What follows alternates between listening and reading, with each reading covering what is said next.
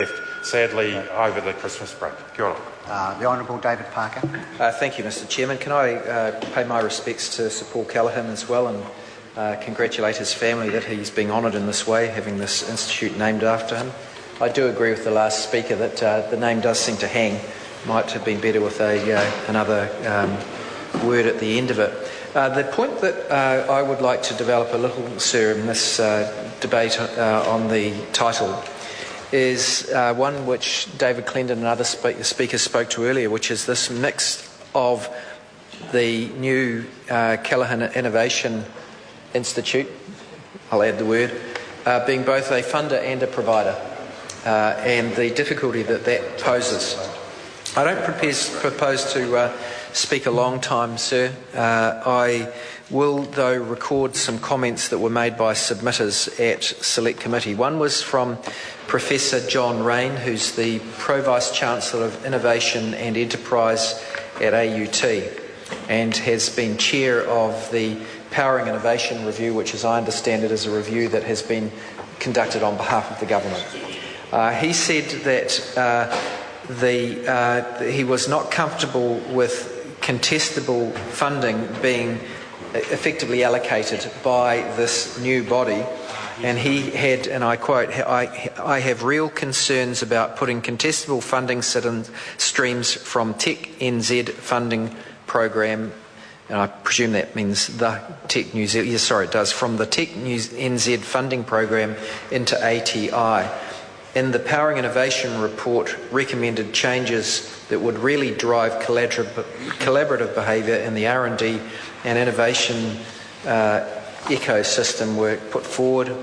And then he says, in respect of the model, he thinks the model would best get buy-in from the other R&D organisations, which are going to have to be cooperating, would be to place a relative minimum of core funding in the organisation, but working with a big pool of industry-linked projects funded by MOBI, at which ATI can access through partner projects with other research institutions plus industry partners. Now that tension, sir, if it's not properly resolved, and it isn't resolved through this legislation, could effectively cause this model to fail, because unless this tension is properly resolved, you will not get the cooperation between this new institute and the other research, science and technology providers, both in other publicly funded institutions but also in industry. And I think it's sad that because the submission period was so short, there were virtually no submissions from other private sector research and development organisations like Scott Technology, a company based in my city that provides those services to the private sector.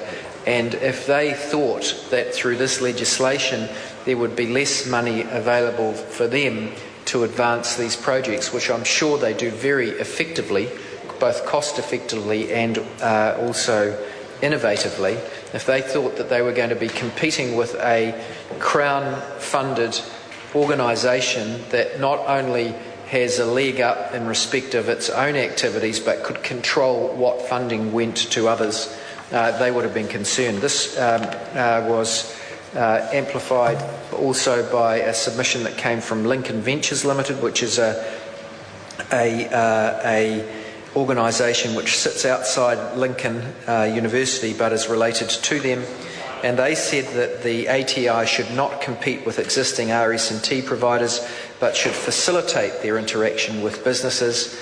It should not then preferentially grant to itself or to its clients research, science and technology funding which would allow them to out-compete existing research, science and technology providers.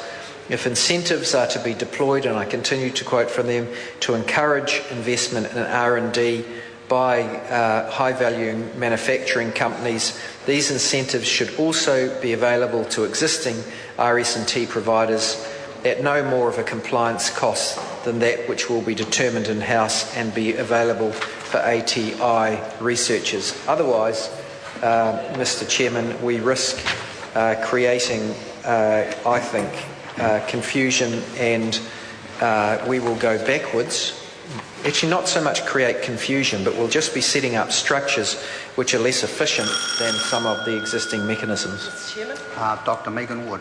Thank you, Mr. Chairman. I just want to take a short call on this